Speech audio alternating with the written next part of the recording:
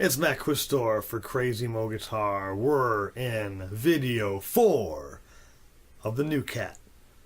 Today, minor pentatonic scales with your first partial bar chord. So be ready to do some cool cat stuff. Alright, so back in video 2 we learned about the F minor pentatonic scale. And I said, hey, we're going to move it around, we're going to learn some notes, so that is today. So we're starting off with taking our F minor pentatonic scale, which, one more time, review the pattern. First fret's the F, so 1, 4, 1, 3, 1, 3, 1, 3, 1, 4, 1, 4, all with alternate picking, down, up, down, up, down, up, and then backwards. So now we're going to walk up this fretboard. So the next note you're going to learn is the G, which is on the 3rd fret. So our scale shape is going to stay the same. We're on the G. We're going to walk the same shape. First finger to pinky. 2 frets in between. So it's still considered a 1 to 4. 1, 4, 1, 3, 1, 3, 1, 3, 1, 4, 1, 4. Then I go backwards. 3, 1, 3, 1, etc., etc. So same shape I had from before. I just took the F shape and moved it to this G. So this note will always be G. Kind of nice to know. So you have F, you have G. The next note is the A, which is the 5th fret. Once again, same shape. 1, 4, 1, 3, 1, 3, 1, 3, 1, 4, 1, 4. And then backwards.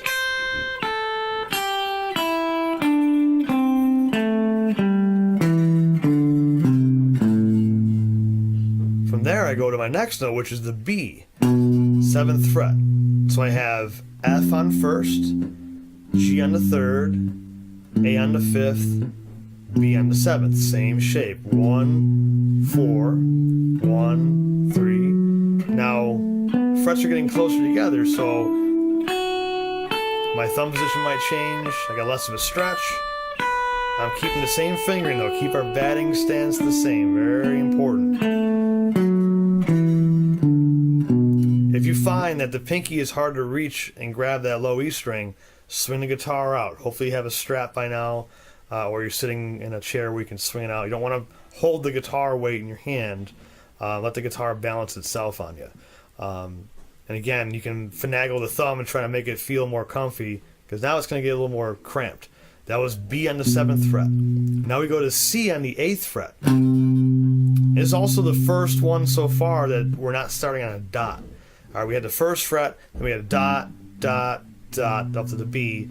Now we're in between the 2 dots, the 7th fret and 9th fret dot. So you could use that as a visual reference too. So it's still 1, 4, 1, 3.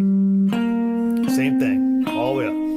Then 1, 4, 1, 4. Then we go backwards. 4, 1, etc., etc.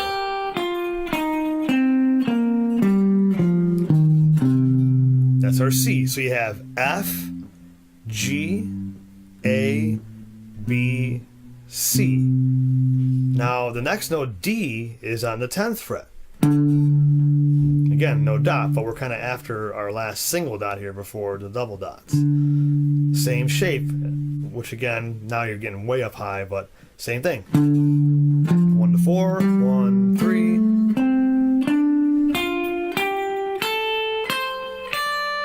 And then backwards.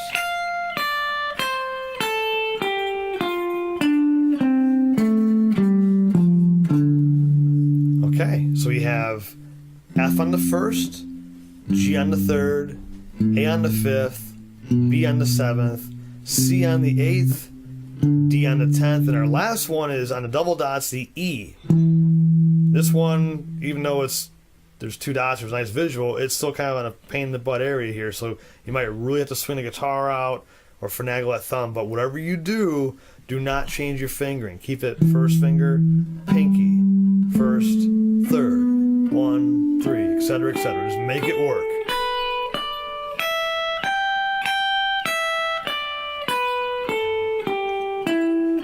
If that scale is hard, again, have that strap swing away. Even if it's like strap, slung to your side, like a sidearm, which looks really cool on stage, by the way. But do what you have to do to get that that pinky up there, and the thumb in position where it can still stay on this side of the neck. I've seen a lot of people that when they go higher, the thumb starts going zoop down here.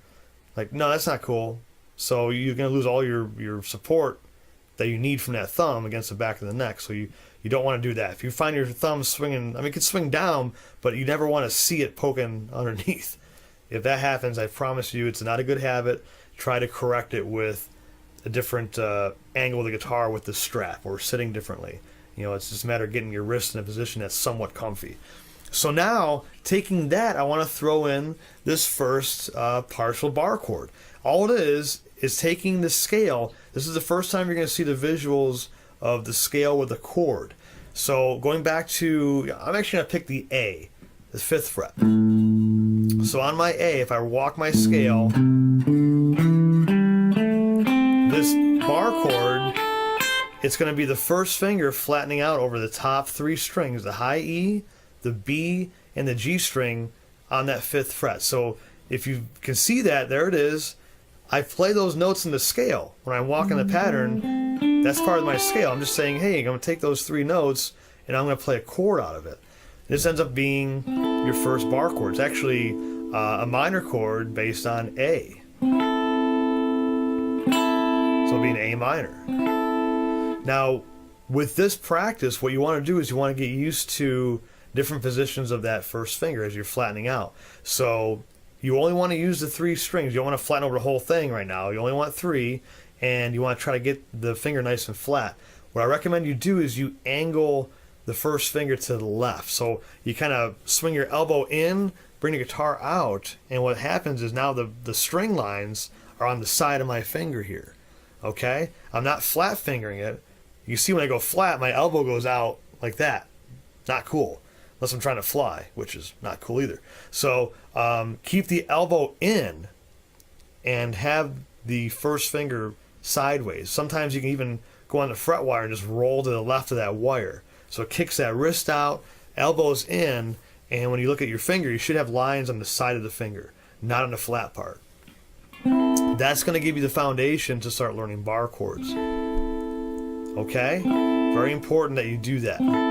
So the practice for that now is you could take this chord, since it's attached to the scale, it's in the scale. So if I go back down to F, like I did in the beginning of the video, I strum that chord, and I walk the scale.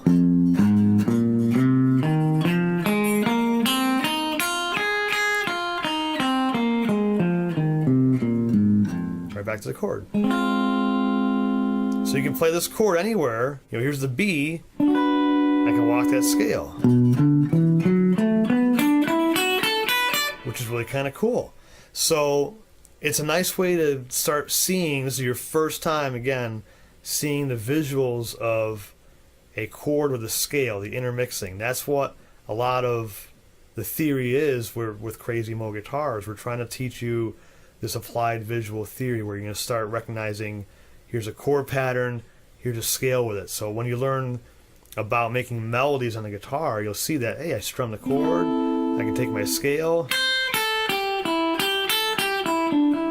and make some cool licks out of it. So a lot of neat stuff to come. Okay, wow, video 4 done. Man, 1 more to go. Seriously? So at this point, you just had a giant workout with that minor pentatonic scale. You're able to play it on F, on G, A, B, C, D, and E, which is really cool. What I highly recommend you do to make it even more fun, besides just playing that bar chord with the scale, is go on YouTube and look up backing tracks. I recommend you look up blues backing tracks. You could say, hey, I want to practice the scale, well, I want to hear it in music. So let's say you like the G. You go on YouTube, you type in G blues backing track. You get a huge list of them. There's a lot of really good ones. play the track and then walk the scale while that track is being played.